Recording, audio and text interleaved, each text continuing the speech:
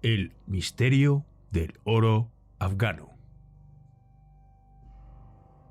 En el transcurso de la invasión de Afganistán por parte de Estados Unidos, justo después del atentado de las Torres Gemelas, se bombardeó intensamente su capital, Kabul, incluidos los alrededores del Banco Central. Pero a pesar de estar perdiendo el control del país, los talibanes no se resignaban a dejar allí el tesoro más valioso de Afganistán, un montón de oro procedente de la época de Alejandro Magno y las colonias griegas de Asia, que se custodiaba en una cámara acorazada del Banco Central. Aquel 12 de noviembre de 2001, un grupo de mulás talibanes intentaron llevarse el tesoro. En la mejor tradición de las historias de espionaje, uno de los empleados les aseguró que se habían hecho 7 llaves de esa cámara y se habían entregado a 7 personas que vivían en diferentes lugares del mundo. Para poder abrir la caja de seguridad, antes había que reunirlas a todas. Los bombardeos enemigos aumentaban, pero ellos no estaban dispuestos a irse sin el que consideraban su oro. Estaban firmemente dispuestos a volar la puerta del Banco Central de Kabul, aunque, con esta acción, destruyeran uno de los tesoros arqueológicos más antiguos y valiosos del mundo.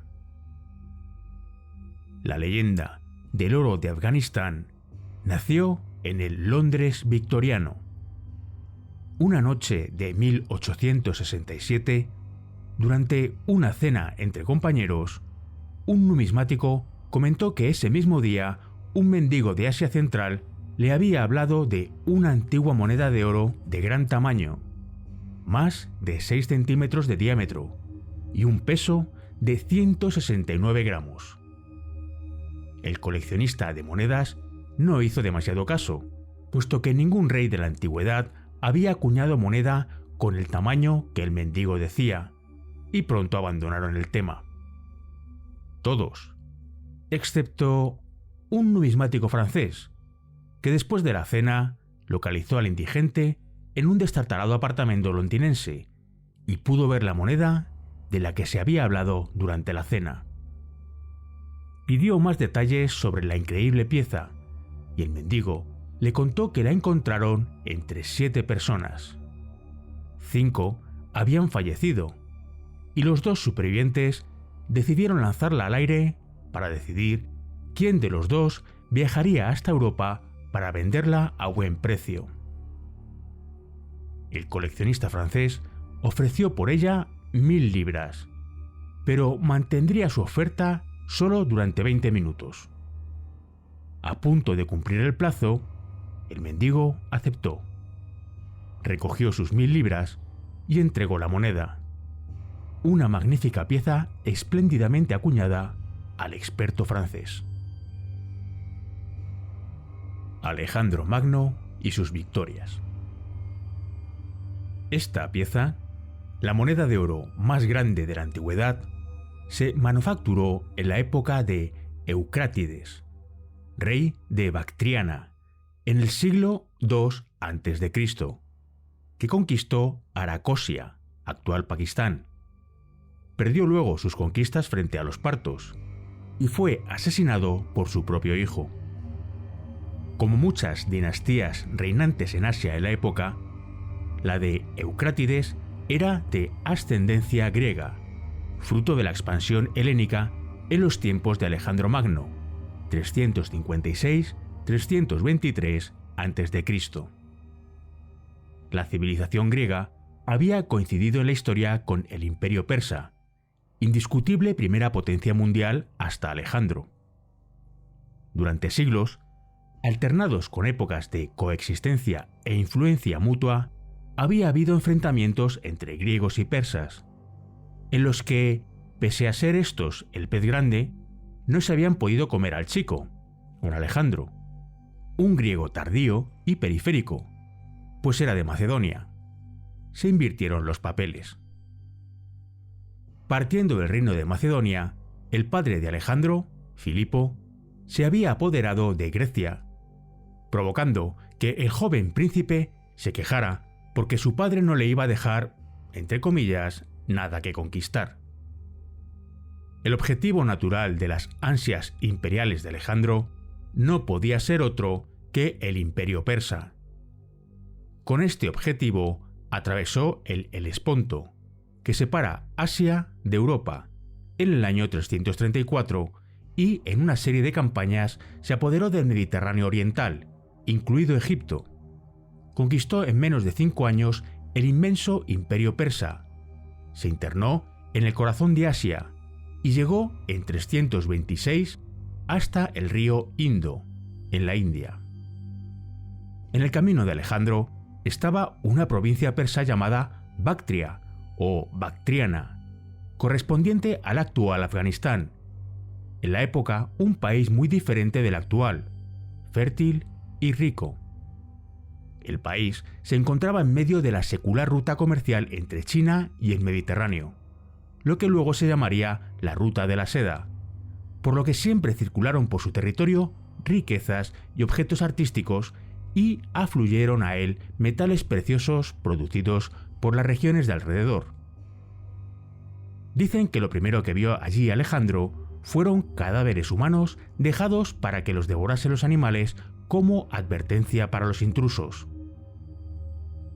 Gobernaba Bactria el sátrapa persa Beso, miembro de la familia real aqueménida, que había participado en Gaugamela, la última batalla de Darío contra Alejandro, mandando la caballería bactriana. Luego habría emprendido la huida junto al gran rey de los persas, pero no le tenía lealtad, sino que urdió un complot para asesinarlo y suplantarlo. Los hombres de Alejandro encontraron a su gran enemigo Darío abandonado en un carro, agonizante y con el cuerpo lleno de heridas de lanza.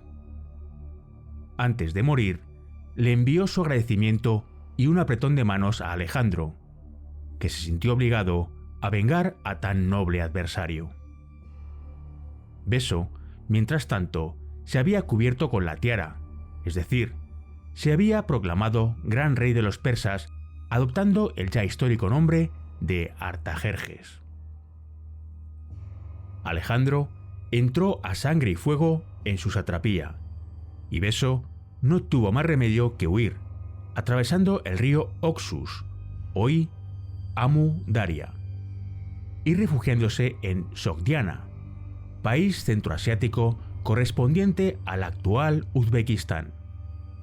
Allí fue apresado por 2 señores locales, Epitámenes y Datafernes, que para congraciarse con el imparable conquistador le entregaron su prisionero. Alejandro fue terrible en el castigo al traidor Beso, pues según cuenta Plutarco, cita, lo descuartizó. Doblaron hasta juntar 2 árboles enhiestos.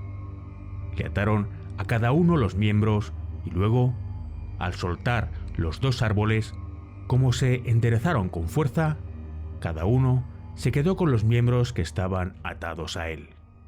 Fin de la cita.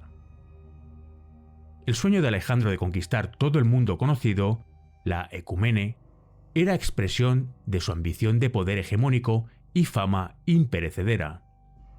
No era por tanto un conquistador vulgar que saquea y asuela, como era corriente en tiempos antiguos, sino que pretendía construir un Estado universal regido por la cultura que él consideraba superior, la helénica, aunque incorporando a las otras civilizaciones. Hizo que 10.000 de sus soldados se casaran con muchachas persas, para sentar las bases demográficas del nuevo pueblo, y construyó febrilmente ciudades por todas partes donde estuvo, dando el nombre de Alejandría a decenas de estas. La misma Kabul, la capital de Afganistán, fue fundada por él con el nombre de Alejandría de Aracosia. Precisamente la región de Bactriana tiene el sobrenombre de Tierra de las 1000 ciudades. El factor cultural fue fundamental para el enriquecimiento de la región, y de la mezcla entre los invasores y las tradiciones locales nació la cultura greco-bactriana. La prosperidad material se hacía evidente en unas ciudades que atraían el oro y la plata de los alrededores, transformándolos en monedas, joyas y obras de arte. En esta época de esplendor, se acuñaron las monedas bactrianas que llevaban grabado el rostro de los generales y reyezuelos de la región. Así que a través de estas se puede saber quién gobernó en cada territorio. A pesar de las continuas victorias de Alejandro y su ambición imparable, la muerte acabó con sus conquistas en el año 323 a.C., cuando murió con solo 33 años en Babilonia, seguramente a causa de una encefalitis vírica. Entre las muchas explicaciones legendarias que se han buscado a la temprana muerte de quien parecía invencible, destacan las que se atribuyen a la maldición del oro bactriano obtenido por medio de la traición y manchado de sangre. Tras la muerte de Alejandro, su imperio se fragmentó entre sus generales, los diadocos.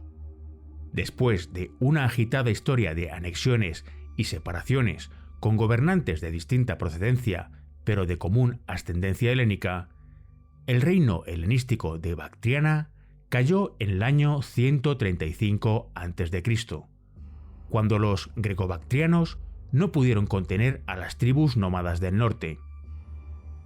Los griegos, pensando que quizá algún día pudieran regresar a sus antiguas tierras y recuperar su modo de vida, enterraron sus tesoros de metales preciosos. Nunca volvieron, y las monedas de oro y las joyas quedaron bajo tierra. Mientras, Bactriana era disputada por varias tribus que tomaban el poder con la misma rapidez que lo perdían en favor de otra tribu rival, hasta que llegaron los Kusan, hacia el año 80 de nuestra era. Los Kusan eran el resultado de una alianza de 5 poderosas tribus de Asia Central, creada con el propósito de apoderarse de Bactriana. Lo lograron, saqueando todo lo que encontraron a su paso, especialmente oro y joyas, con las que les gustaba adornarse. Mataron a los descendientes de los griegos que oponían alguna resistencia y camparon a sus anchas por la región durante un siglo. No solo se llevaron el patrimonio que los reyes griegos habían reunido durante años, sino que también desapareció la cultura bactriana y los restos documentales y arqueológicos que atestiguaban su existencia, que se convirtieron en leyenda con el tiempo. En el año 241 de nuestra era, también desaparecieron los Kusan, llevándose con ellos los secretos de los griegos en Afganistán, hasta que en 1867 apareció en Londres la misteriosa moneda antigua. Las legendarias 1000 ciudades de Bactriana. Tras este episodio numismático, surgió un creciente interés por aquellas regiones asiáticas prácticamente desconocidas en Europa. Los arqueólogos comenzaron a preguntarse por las legendarias 1000 ciudades de Bactriana y, en 1922, se organizó la primera excavación a cargo del prestigioso arqueólogo francés Alfred Foucher. Su reto personal no era la caza de tesoros, sino encontrar los vestigios del reino griego en Asia, y para ello comenzó en los lugares más obvios, como la ciudad de Val, antigua capital de Bactriana. Sin embargo, no encontró nada, ya que los restos estaban sepultados por capas y capas de construcciones posteriores. Foucher continuó excavando en otros puntos de Afganistán y, al final, tuvo que regresar a Francia sin haber hallado una sola muestra de la cultura greco-bactriana, a la que empezó a llamar espejismo greco-bactriano. Algunos años después, comenzaron a salir los primeros indicios a la luz. En Kunduz, al norte del país, un grupo de guardias fronterizos descubrieron fortuitamente un depósito lleno de monedas de plata que tuvieron que entregar al Museo de Kabul, donde fueron analizadas por un grupo de expertos mundiales. Para Frank Holt, profesor de historia en la Universidad de Houston y autor del libro En la tierra de los huesos, Alejandro Magno en Afganistán, cita: «Esto es la prueba de dos cosas: la riqueza que alcanzó Bactriana y el gran caos que obligó a los griegos a huir al sur abandonando sus bienes. Fin de la cita. Aún tendrían que pasar 15 años hasta el siguiente descubrimiento que revelara algo más sobre esta civilización perdida. Y, como suele ocurrir, fue fruto del azar. El rey de Afganistán, Mohammad Zahir Shah, solía cazar en Kunduz, en los alrededores del río Oxus, hoy llamado Amu Daria. Cerca del pueblo de Ai-Janum, tropezó con un objeto extraño, un triángulo gigante bajo el suelo. A pocos centímetros de la superficie estaba el contorno de una ciudad entera. El monarca informó enseguida a una misión arqueológica francesa que se encontraba en el país. El doctor Paul Bernard quiso investigar personalmente el hallazgo del rey afgano y se desplazó a Ai-Janum poco después, en 1961. En cuanto vio los restos, supo que se trataba de una ciudad griega y, además, extraordinariamente grande. Se puso de inmediato manos a la obra para llevar a cabo la ingente tarea de tamizar con todo cuidado y precisión 2000 años de suelo. Finalmente, logró sacar a la luz una ciudad rodeada de murallas de 10 metros de altura y 7 de grosor, con un enorme palacio en el centro dotado de habitaciones reales, salas de audiencia, gimnasio, palestra y una sala del tesoro. También se excavó un teatro con capacidad para 5.000 personas, el mayor teatro griego que existía al este del Mediterráneo. Pero cuando Bernard y su equipo realizaron la excavación entre 1964 y 1978, ya no quedaba rastro alguno del oro y las joyas bactrianos. A pesar de no haber llegado el legendario tesoro, demostraron la existencia de un riquísimo reino griego en Afganistán y encontraron valiosos testimonios de cómo era la vida en las provincias helénicas. El oro bactriano acabó por ser hallado en unas circunstancias muy diferentes de las de excavación de Bernard. Restos del Imperio Kusan. El rey Zahir Shah gobernó prósperamente entre 1933 y 1973, hasta que fue depuesto por su hermano, el príncipe Daud. A partir de esta fecha, los comunistas comenzaron a hacerse fuertes en el país. Sin embargo, no contaban con el apoyo de toda la población. Muchos caudillos se propusieron hacerles frente y buscaron financiar su lucha a base de saquear tesoros nacionales. El arqueólogo soviético Viktor Sarianidi aprovechó la situación y se fue a trabajar a una excavación ya iniciada por soviéticos y afganos en el norte del país, zona poco frecuentada por los occidentales debido a la peligrosidad del viaje. Allí, cerca de la pequeña localidad de Sibargan, estaba Yemsi Tepe, una gran ciudad que los Kusan heredaron de los griegos, por lo que había restos tanto de una como de la otra civilización. Según avanzaba la investigación, los arqueólogos se dieron cuenta de que se trataba de un emplazamiento clave en la organización del Imperio Kusan. Como ocurrió anteriormente en Ai-Janum, apareció también un gran palacio. Este estaba rodeado de edificios que ocupaban una superficie de unas 20 hectáreas, entre ellos un cementerio, así como de altas murallas, formando un anillo impenetrable de unos 600 metros de diámetro. El palacio se hallaba sobre una elevación del terreno y podía verse desde todas las direcciones, de lo que se deducía que Yemsi Tepe era una capital. Viktor Sarianidi y los demás del equipo comenzaron a trabajar sobre restos medievales en busca de los reyes Kusan. En una colina llamada Tilja Tepe, que significa la colina dorada, encontraron unos alentadores fragmentos de cerámica pintada. Ahondando en sus excavaciones, dieron con lo que parecía las ruinas de un templo, donde había numerosas piezas de hierro angulares que resultaron ser parte del ensamblaje de ataúdes. En ese momento comenzó a llover y los trabajos tuvieron que suspenderse hasta que escampara. además de la lluvia, los señores de la guerra afganos vigilaban estrechamente al grupo. El 15 de noviembre, cuando reanudaron las excavaciones, uno de los trabajadores distinguió una pieza brillante en su pala.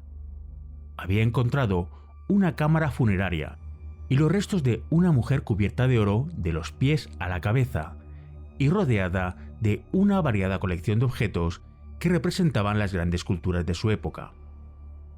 Llevaba un espejo de bronce de la dinastía china Han, una moneda del Imperio Parto, una moneda de oro del emperador Tiberio de Roma, un colgante de la diosa griega Atenea y una peineta de marfil india. Los Kusan no reparaban en gastos a la hora de honrar a sus muertos. Vestían sus mejores ropas, salpicadas de oro con frecuencia, y enterraban muy rápidamente los cadáveres por la noche, de forma que a la mañana siguiente nadie supiera dónde estaban, para proteger así las tumbas de los saqueadores. Abrumado ante su sensacional descubrimiento, Sarianidi viajó con algunas piezas a Kabul para compartir su hallazgo y buscar consejos de otros arqueólogos. Uno de los presentes era Paul Bernard, que había estado buscando sin éxito durante 10 años lo que Sarianidi había encontrado en uno. Pero el gran tesoro no quedaba reducido a una tumba, puesto que la zona resultó ser un emplazamiento funerario en el que llegaron a excavarse 6 enterramientos, uno de los mayores yacimientos arqueológicos de objetos de oro jamás encontrados. Los mismos afganos llegaban a Tilla Tepe en cualquier medio de transporte para ver la colina dorada, y la prensa comparó el descubrimiento con el de la tumba de Tutankamón. Quienes creían que este era el oro que mató a Alejandro, pensaron ahora que se había vuelto a destapar la maldición. La maldición de la guerra. Maldito o no, lo cierto es que Afganistán se encontraba en el año 1978, en uno de sus momentos políticos más tensos, y esta situación de inestabilidad afectó profundamente al curso de las excavaciones de Sarianidi. El gobierno filosoviético encontró una fuerte resistencia en los grupos islamistas, y pronto los mujahidines iniciaron una sangrienta guerra contra lo que consideraban un gobierno extranjero. Estados Unidos vio la oportunidad de abrir un frente contra la URSS y financió a los grupos islamistas. Durante la guerra se saqueó gran parte de los yacimientos arqueológicos. Sarianidi cuenta cómo un día llegaron los mujahidines hasta su excavación y, cita, comenzaron a pisotear las vallas que la protegían sin que nadie pudiera hacer nada, hasta que decidimos poner guardas armados para proteger a los trabajadores. Fin de la cita. De todos modos, la ingente cantidad de oro que se estaba encontrando hacía muy difícil confiar en el equipo, y los arqueólogos tenían que regresar cada noche y dejar señales estratégicamente colocadas para comprobar que nadie robaba mientras ellos dormían. El equipo trabajaba a marchas forzadas y fue apareciendo gran parte de los enterramientos: 5 mujeres, un varón y una séptima tumba que no dio tiempo a excavar. Todos estaban orientados en la misma dirección y albergaban una ingente cantidad de oro. Era una inquietante similitud que revelaba que prácticamente toda la realeza Kusan murió al mismo tiempo por alguna causa desconocida. Uno de los cráneos se envió a Moscú, donde la antropóloga Nadezhda Dubona lo reconstruyó y averiguó que se trataba de una mujer de entre 35 y 40 años. Los hallazgos eran impresionantes. Sin embargo, el equipo del que Sarianidi formaba parte solo pudo trabajar 2 meses más. Cita: cada día nos preguntábamos, cuenta, si acabarían atacando el lugar o cuándo llegaría la guerra a Sibargán, la localidad más cercana a la excavación. Fin de la cita. Además, se habían quedado sin fondos y sus visados estaban a punto de caducar. Desde la colina veían las nubes de polvo que levantaban los mujahidines al acercarse. Los extranjeros, especialmente soviéticos, corrían el riesgo de ser secuestrados o asesinados. tenían que trabajar a marchas forzadas y en esas adversas circunstancias descubrieron la séptima tumba. Pero no hubo tiempo de acabar su trabajo. Sarianidi la abandonó parcialmente desenterrada y el equipo, formado tanto por afganos como por soviéticos, salió huyendo con todo lo que pudo. La excavación se quedó desprotegida y con parte del tesoro bajo tierra, ya que, según cree Sarianidi, había por lo menos 10 tumbas.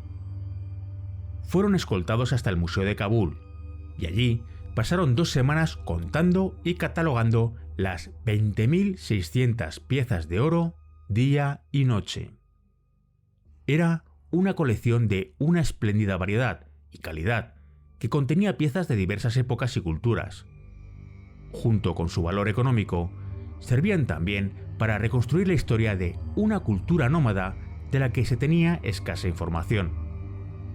En 1979, Sarianidi y su equipo decidieron esperar a la primavera siguiente para reanudar la excavación. Pero ese año marcó el inicio de 23 años de guerra en Afganistán. La Unión Soviética había entrado en el país la última semana de diciembre, amparándose en su derecho a intervenir en cualquier país del mundo bajo gobierno comunista para librarlo de las fuerzas contrarrevolucionarias. Entre otros motivos, el presidente Brezhnev pretendía impedir que el Islam llegase hasta Asia Central. Los soldados de la URSS tomaron en poco tiempo las principales ciudades afganas, pero no tenían control sobre las zonas rurales, donde los caudillos habían decidido unirse frente a los soviéticos. Un ejemplo de la inoperatividad de las fuerzas convencionales de la gran potencia frente a los líderes locales se encontraba en la invasión del valle de Panjshir, territorio de Saad Massoud, uno de los cabecillas de la guerrilla afgana.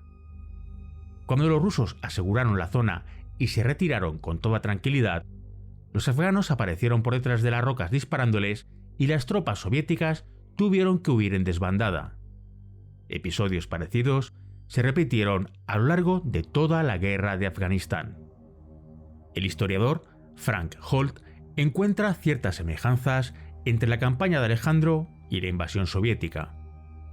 Cita: en ambos casos, ejércitos modernos y sofisticados, diseñados para librar grandes batallas, se enfrentaron a grupos insurgentes dirigidos por señores de la guerra y caudillos tribales.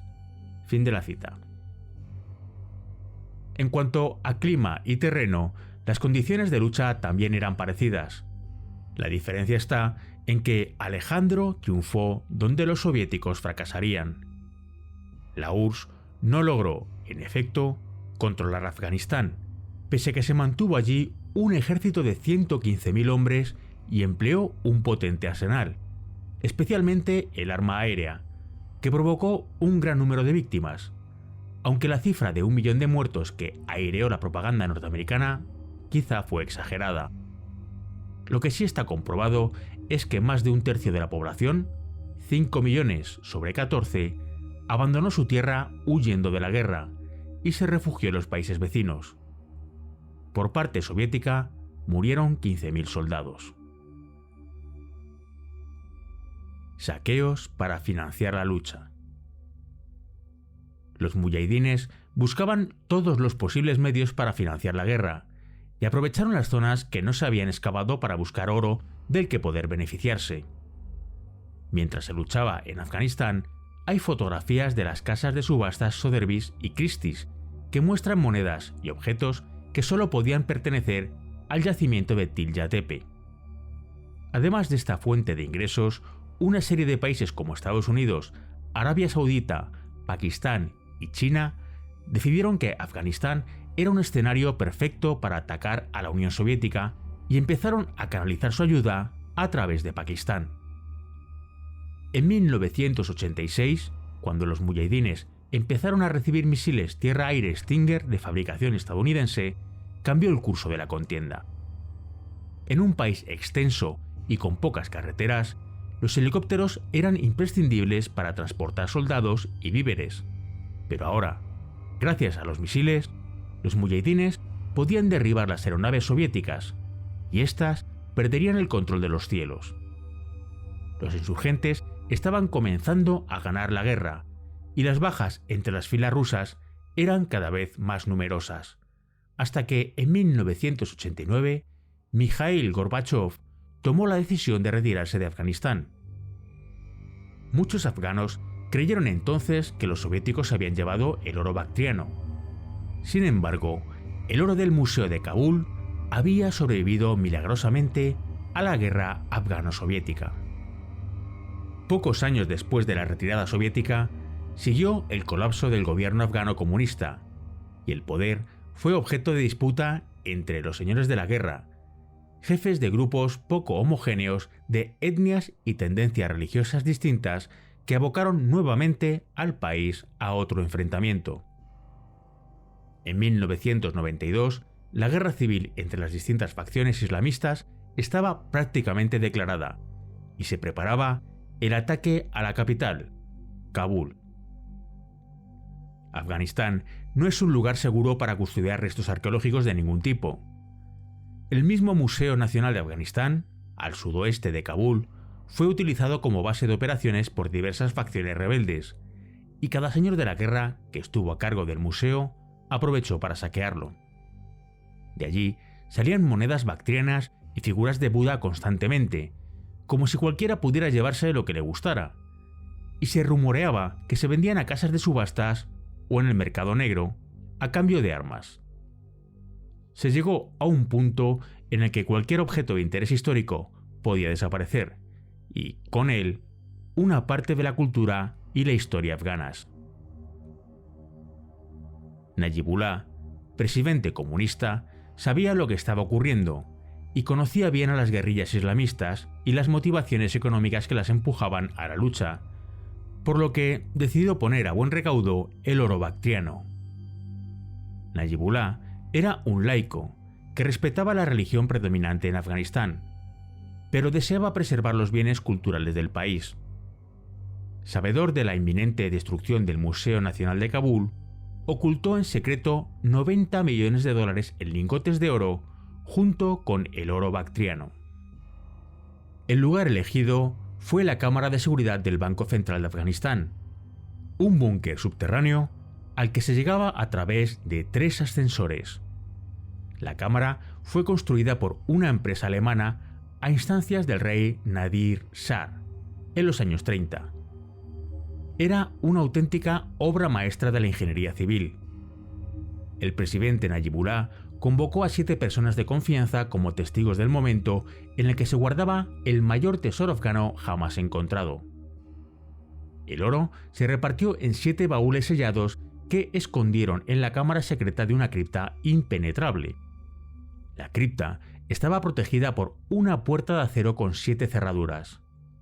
A cada uno de los asistentes se le entregó una llave, y después se dispersaron, algunos por el extranjero. Nadie sabía quiénes eran. De otro modo, los muyahidines podían encontrar a sus padres o sus hijos e intercambiarlos por el oro. Por fin, el tesoro bactriano parecía estar a salvo. La llegada de los talibanes.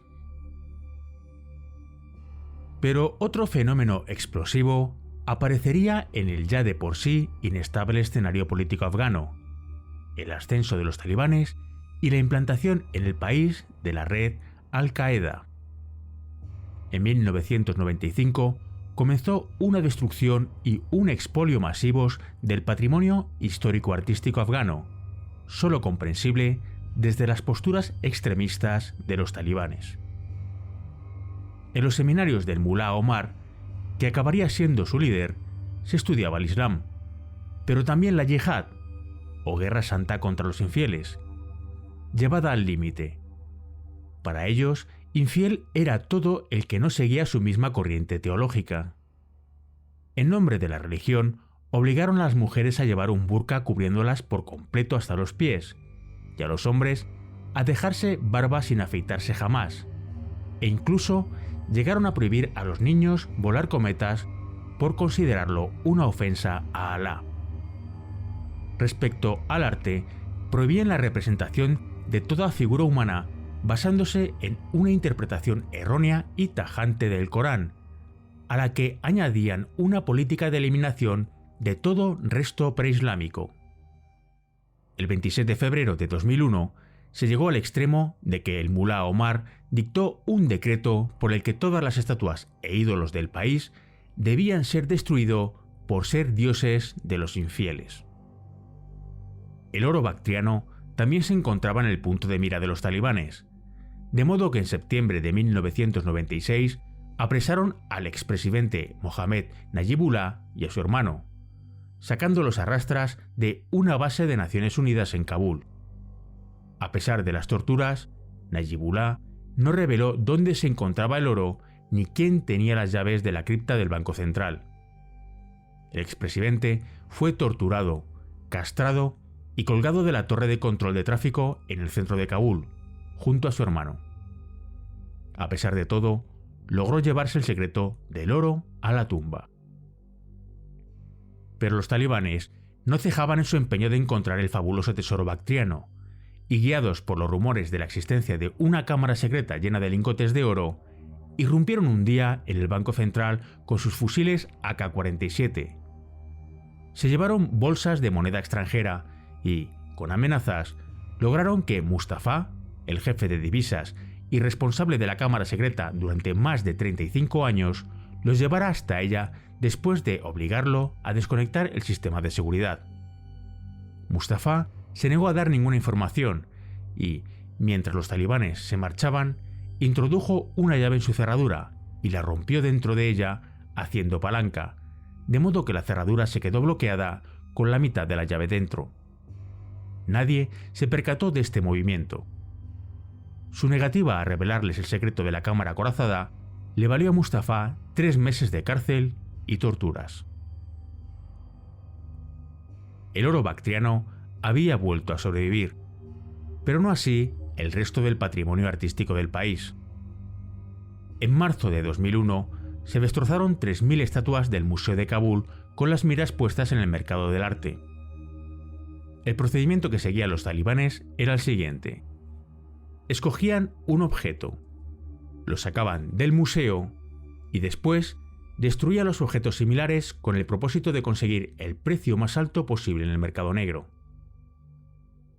El mayor daño se lo llevarían los budas de Bamiyan, unas espectaculares estatuas gigantescas de piedra de más de 1.600 años de antigüedad. En un ataque sin precedentes, los talibanes utilizaron toneladas de dinamita para volar salvajemente las estatuas budistas y arrasar las pinturas que había alrededor. El objetivo de Al-Qaeda y los talibanes era hacer olvidar a los afganos su larga historia como uno de los primeros centros de civilización del mundo y borrar su identidad, su cultura y la posibilidad de conocer algo más sobre el pasado de Afganistán en el futuro. Por aquel entonces, la comunidad arqueológica mundial, falta de información concreta y veraz sobre los restos de Tilya Tepe, comenzó a temer lo peor. Corrían rumores de que el oro estaba siendo trasladado de un sitio a otro, pero nadie era capaz de probarlo. Después del anterior fracaso, los talibanes emprendieron un nuevo ataque contra el Banco Central en el intento de hacerse con todo el oro guardado.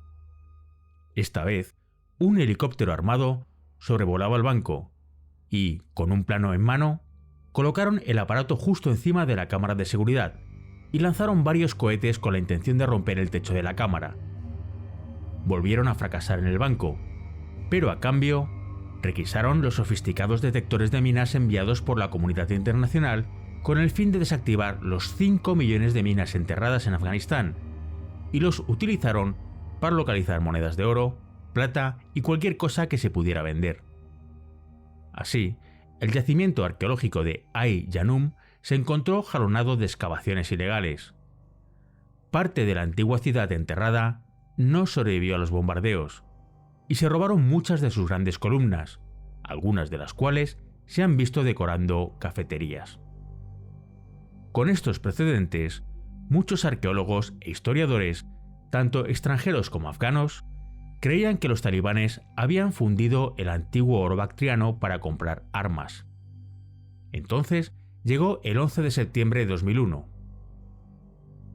El ataque a Estados Unidos promovido por el jefe de Al-Qaeda, Osama Bin Laden, puso en el punto de mira al régimen talibán. Estados Unidos exigió la entrega de todos los líderes de Al-Qaeda que se ocultaron en Afganistán, sin posibilidad de negociación ni discusión. El 7 de octubre de 2001 comenzaron los primeros bombardeos norteamericanos contra las bases de Al-Qaeda en suelo afgano. Estados Unidos y sus pequeñas unidades de ataque provistas de armamento guiado por láser, luchando junto a la afgana Alianza del Norte, empezaron a vencer a los talibanes y a desalojarlos del poder. Tercer intento contra el Banco Central. A pesar de las sucesivas derrotas, los talibanes prepararon su tercer asalto al Banco Central de Kabul y volvieron a buscar al responsable de la Cámara de Seguridad, Mustafa, quien pudo huir de su casa antes de que los talibanes lo apresaran. Al final, entraron por la fuerza en el Banco Central exigiendo que se les abriera la cámara de seguridad. Un empleado les informó que, para abrir la puerta, se necesitaban 7 llaves que estaban en poder de otras tantas personas, todas ellas repartidas por el mundo. En un primer momento, los talibanes se apropiaron de 13 millones de dólares y 18.000 millones en moneda nacional. Sin embargo, buscaban el oro desesperadamente. Después, arrastraron a 2 empleados hasta la puerta de la cámara. Uno de ellos estuvo a punto de morir apaleado por no poder abrir la puerta. Los talibanes no se resignaban a no encontrar la fórmula de conseguir tan deseado tesoro. Probaron con todas las llaves que tenían los empleados, pero fue en vano. Palancas, martillos y sopletes tampoco dieron mejores resultados. A las 6 horas de intentarlo, optaron por volar la cámara con dinamita. Cuando ya habían dado la orden de apretar el detonador, uno de los empleados les gritó que se detuvieran. La cámara había sido diseñada de forma que si alguien intentaba volarla, todo el edificio del Banco Central se derrumbaría encima, no solo matando a quienes estuvieran allí, sino destruyendo todo su contenido. Acorralados fuera del banco por las fuerzas norteamericanas, los talibanes tuvieron que huir con su dinero en metálico, sin saber lo cerca que habían estado del oro bactriano. El 12 de noviembre de 2001 se derrocó el régimen talibán y se instauró un gobierno interino para estabilizar el país, encabezado por el presidente Hamid Karzai. El nuevo gobierno hizo un recuento de los activos del país en su intento de reconstruir la nación. Unos meses más tarde, el 28 de agosto de 2002, el nuevo presidente Karzai y los 7 dignatarios en posesión de las 7 llaves bajaron hasta la cámara más protegida de Afganistán. Un cerrajero extrajo el trozo de llave que el responsable de la cámara, Mustafa, había dejado en una de las cerraduras durante la primera incursión de los talibanes en el banco. La puerta de la cámara se abrió con sus 7 llaves. Después de 30 años de guerra ininterrumpida, nadie creía que aún pudiera existir allí algo de valor. Su sorpresa fue mayúscula cuando encontraron los 90 millones de dólares en lingotes de oro. Sin embargo, no había ni rastro del tesoro de Tilla Tepe. Una inspección posterior reveló la existencia de otra cámara oculta más pequeña. Allí es donde el presidente Nayibullah, acusado en su día de haberlo vendido a los rusos, había escondido el tesoro en 1989. Milagrosamente, el rico legado de los griegos y los nómadas Kusan había sobrevivido a la guerra y a la inestabilidad política más extremas, y con él también pervive la fascinante historia de estas tierras que hoy conocemos con el nombre de Afganistán.